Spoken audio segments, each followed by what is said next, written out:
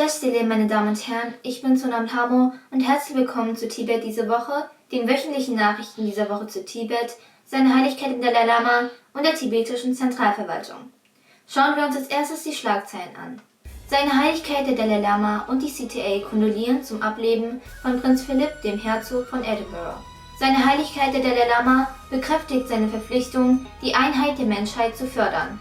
Jugendlicher Mönch stirbt in chinesischem Gewahrsam, es kommt zu Einschränkungen in Sawinbo. Weltweit wählen Tibeter den nächsten Sejong und die Mitglieder des tibetischen Parlaments. Garma Singh übernimmt das Amt des neuen Repräsentanten für Australien, Neuseeland und Südostasien. Gesamteuropäische Resolution zur Regelung der Nachfolge des Dalai Lama wird in den nächsten nationalen Parlamenten eingebracht. Seine Heiligkeit der Dalai Lama und die tibetische Zentralverwaltung haben der britischen Königsfamilie ihr Beileid zum Ableben von Prinz Philipp, dem Herzog von Edinburgh, ausgesprochen. Seine Heiligkeit stellte fest, dass der Herzog ein erfülltes und bedeutungsvolles Leben gelebt hat. CTA-Präsident Dr. Lobsang Singhi erinnerte an den Beitrag von Prinz Philipp zum Umweltschutz und zur Förderung von Wissenschaft und Technologie. Prinz Philipp verstarb am Freitag vergangener Woche im Alter von 99 Jahren.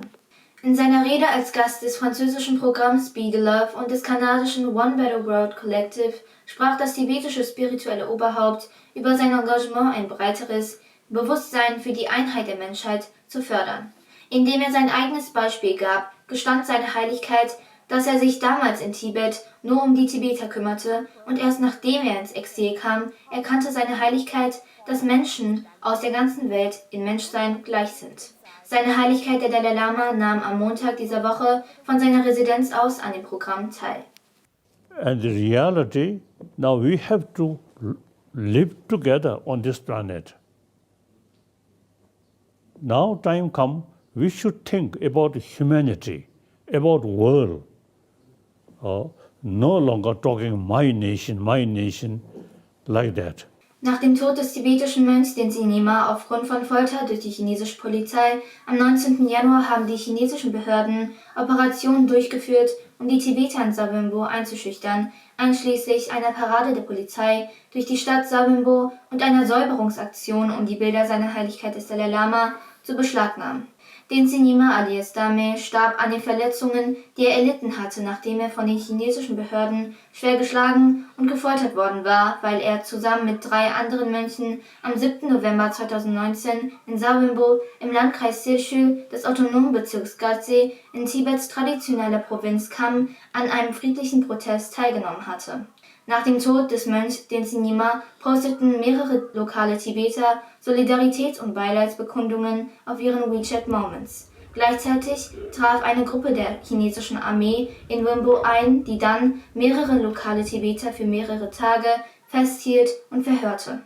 Tibeter auf der ganzen Welt haben am Sonntag dieser Woche ihre endgültige Stimme für den nächsten Sejong bzw. den Präsidenten der tibetischen Zentralverwaltung und die Mitglieder des 17. tibetischen Parlaments im Exil abgegeben.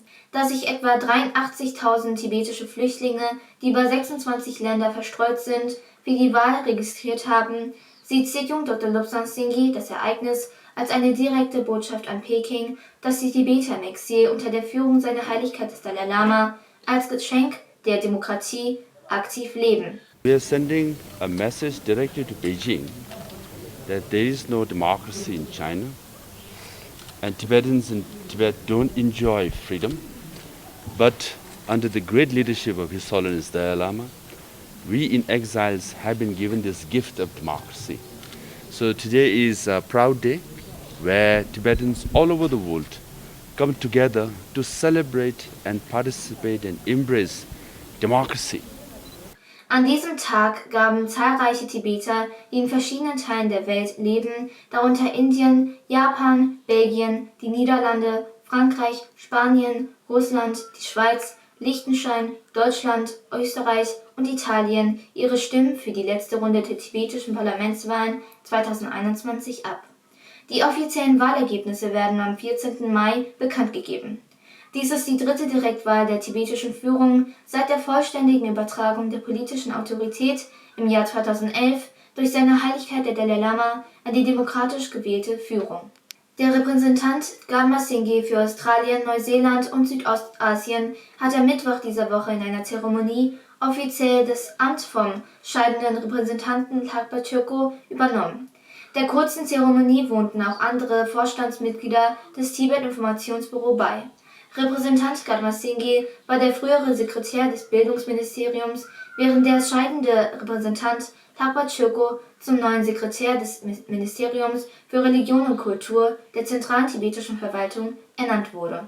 Bei einem Webinar zum Thema Tibet auf der politischen Tagesordnung in Europa wurde vereinbart, dass die parlamentarischen Gruppen der Tibeter sich in den jeweiligen nationalen Parlamenten für eine gesamteuropäische Resolution einsetzen werden.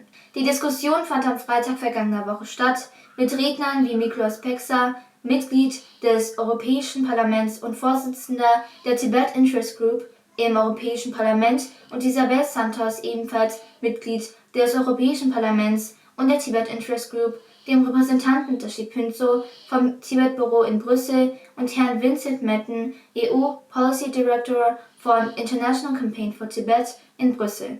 Die Redner sprachen über die Frage der Reinkarnation seiner Heiligkeit des Dalai Lama und weitreichende Themen in Bezug auf Tibet. Ich danke Ihnen für Ihre Aufmerksamkeit, auf Wiedersehen und bis nächste Woche.